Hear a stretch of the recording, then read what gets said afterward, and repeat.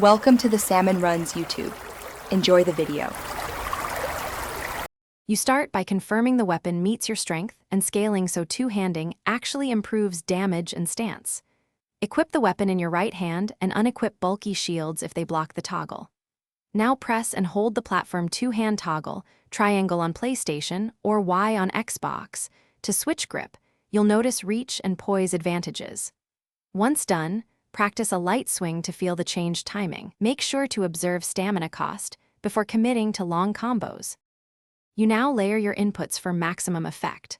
Start with a light R1 to close distance, then chain into a heavy R2 to exploit the longer arc and poise break. If the enemy is staggerable, commit to the heavier follow-up. Otherwise, use a single heavy to maintain stamina.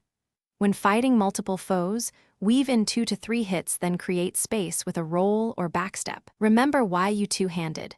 More reach and stronger hyper-armor windows, so time your trades accordingly. Finish engagements with a charged heavy or a jumping heavy to use the full two-hand reach and secure kills. If you find yourself punished by slow wind-ups, switch back to one hand quickly via the same toggle and use a shield or skill to recover. Lighter weapons restore tempo. If two-hand won't engage, verify your equip load and that no weapon skill or stance lock is active, and confirm you press triangle, PS, or Y Xbox correctly. One key tip: lower equip load to regain responsiveness. Thanks for watching. Consider subscribing if we helped you.